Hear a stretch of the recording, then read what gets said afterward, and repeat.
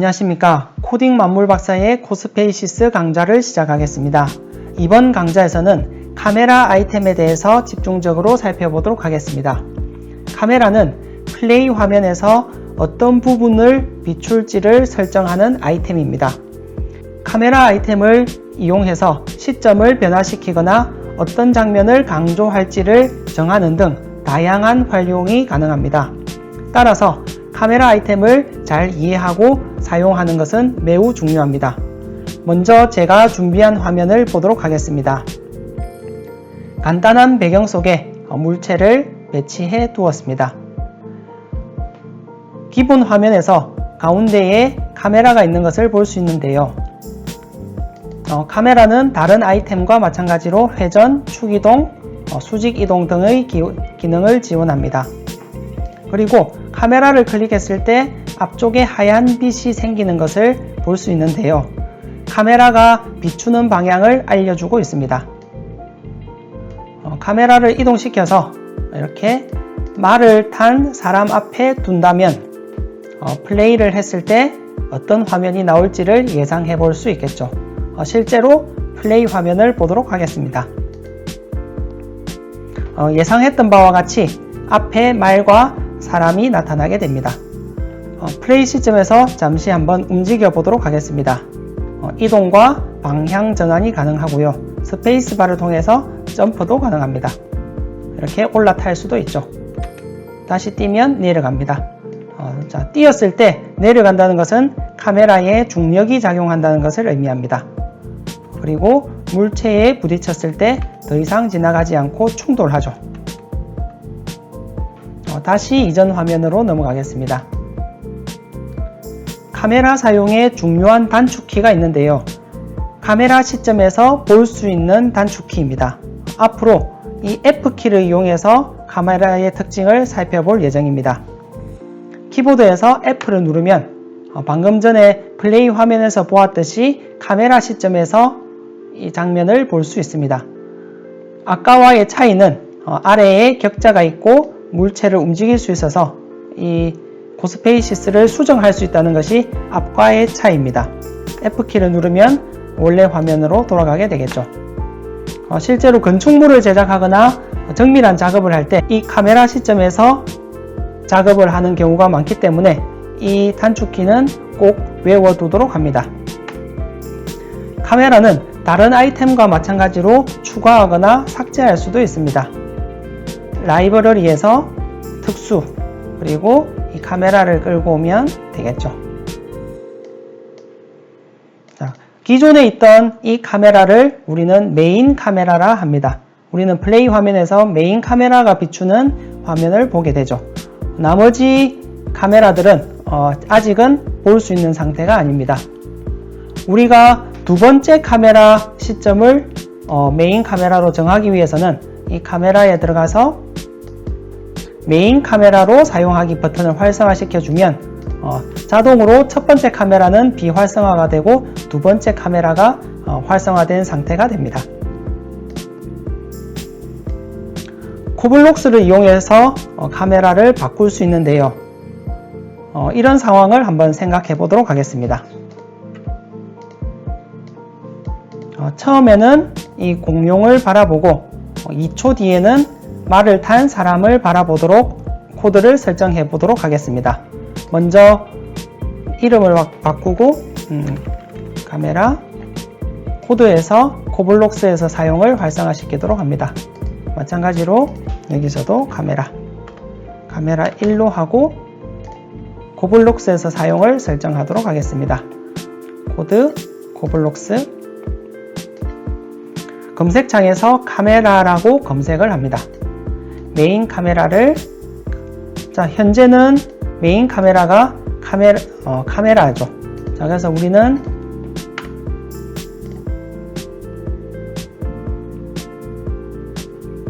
이 초가 지나면 메인 카메라를 카메라 1로 바꾸려고 합니다.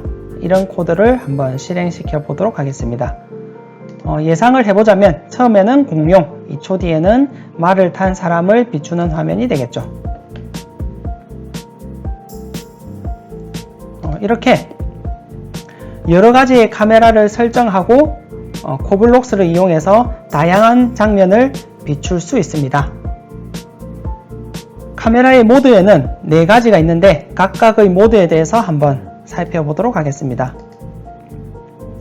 우클릭해서 카메라를 클릭하면 처음 기본 설정은 걸음 상태입니다. 이것부터 먼저 보자면 충돌 버튼이 있는데 충돌 버튼은 아까 전에 카메라에 중력이 작용하고 물체에 부딪힌다라고 했었는데 이 충돌을 끄게 되면 중력이 작용하지 않고 물체를 그냥 통과하게 됩니다. 다른 아이템에 비유하자면 물리 버튼에 해당된다고 볼 수 있겠죠. 그리고 이동 속도를 조절할 수 있습니다.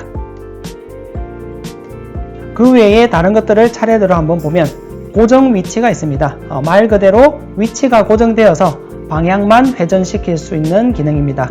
비유를 하자면 CCTV에 해당이 되겠죠. 아래에는 비행 모드도 있습니다. 날아다니면서 작업을 할 수 있는 환경을 제공합니다. 비행을 한번 보면 F키로 카메라 모드로 넘어가도록 하겠습니다. 아까와 같이 방향키로 움직일 수 있고 추가되는 기능은 Q를 이용해서 올라가고 E를 통해서 내려올 수 있다는 게 차이입니다. 그래서 이 비행 모드로 높은 곳을 작업하기에 유리하기 때문에 이 모드도 자주 이용하는 기능 중 하나입니다. 다시 원래대로 돌아가도록 하겠습니다. 네 번째로는 선회 기능이 있는데 선회는 우리가 처음 에디트 화면과 동일하다라고 생각하시면 됩니다. 카메라 버전으로 넘어가겠습니다. 넘어갔을 때 우리가 에디트 화면과 마찬가지로 휠을 통해서 가까이 그리고 멀리 회전 그리고 판을 당긴다든지 처음의 에디트 화면 환경을 제공한다고 생각하시면 되겠습니다. 다시 원래대로 돌아가겠습니다. 붙이기 기능을 활용하면 더 다양한 장면을 연출할 수 있는데요. 아이템에 카메라를 붙일 수도 있고 카메라에 아이템을 붙일 수도 있습니다. 그 두 가지 상황을 한번 보도록 하겠습니다. 지금 말을 탄 사람이 있고 이 사람의 시점에서 공룡을 보는 상황을 한번 보도록 하겠습니다. 카메라에서 우클릭, 붙이기를 해서 사람 머리 위에 붙이도록 합니다. 이렇게 해서 카메라 시점에서 보면 사람에 해당되는 어떤 장면들이 조금 겹쳐져서 보이는데요. 따라서 카메라를 조금 올리면 훨씬 보기 좋습니다. 아래 말도 보이면서 말을 탄 사람의 시점으로 돌아가게 되죠. 말을 한번 움직여 보면서 실제로 그 말의 움직임에 따라서 카메라가 따라가는지를 한번 보도록 하겠습니다. 말의 코드를 열어주고요.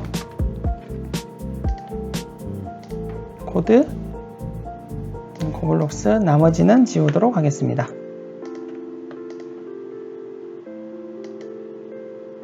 말을 이동시키도록 하겠습니다. 3초 동안 10m를 이동하도록 하겠습니다. 자, 이렇게 말의 움직임에 따라서 카메라가 함께 이동하는 것을 볼 수 있죠. 현재는 말의 애니메이션을 적용하지 않았기 때문에 직선으로 가는 것처럼 보였었는데 애니메이션을 적용시켜서 보게 되면 실제로 말을 타고 이동하는 듯한 화면을 볼 수 있습니다. 지금은 물체에 카메라를 붙이는 상황을 말씀드렸는데요. 이와 마찬가지로 카메라에도 물체를 붙여서 화면에 고정된 장면을 연출할 수 있습니다. 카메라에 앞에 도끼를 들고 있는 장면을 한번 만들어 보도록 하겠습니다. 라이브러리에서 아이템에서 도끼를 가져오도록 하겠습니다. 도끼를 카메라 가까이 두도록 하고 카메라 시점으로 가서 작업을 하면 더 편하게 할 수 있습니다. F키를 통해서 카메라 시점 도끼를 이렇게 가까이 두면 되겠죠. 두고 회전시켜서 실제로 들고 있는 듯한 장면을 연출하겠습니다.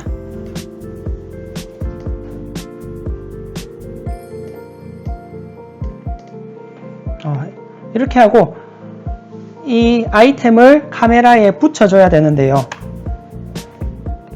물체를 카메라에 붙이기 위해서는 왼쪽 상단에 있는 물체 목록을 활용해야 합니다. 이 버튼을 클릭해서 보면 이 장면에서 사용하고 있는 모든 물체를 확인할 수 있습니다. 왼쪽에 있는 화살표는 자식 아이템을 가지고 있다는 것을 의미하는데, 말의 자식 아이템으로 사람이 있고 사람의 자식 아이템으로 카메라가 되어 있다는 것을 알 수 있습니다. 우리가 지금 원하는 것은 도끼를 카메라에 붙이는 것을 원하기 때문에 도끼를 카메라의 자식 아이템으로 등록합니다. 도끼를 드래그 앤 드롭해서 카메라에 붙이도록 합니다. 이렇게 하면 화살표가 생겨서 도끼가 카메라의 자식 아이템이 되었음을 알 수 있습니다. 다시 카메라 시점으로 돌아가겠습니다. 도끼를 배치했고 도끼를 방금 전에 그 작업을 통해서 자식 아이템으로 등록해 두었습니다. 플레이 화면을 한번 보도록 하겠습니다. 이렇게 하면 카메라 시점에서 말을 타면서 도끼를 들고 있는 장면을 연출할 수 있죠. 이렇듯 카메라 아이템을 잘 활용하면 시점을 변화시키면서 다양한 장면을 연출시킬 수 있기 때문에 이 아이템 사용 방법을 꼭 숙지하고 다양한 방법으로 사용할 수 있기를 바랍니다. 오늘 강의는 여기서 마치도록 하겠습니다. 강의가 마음에 들었다면 좋아요와 구독 부탁드리겠습니다. 감사합니다.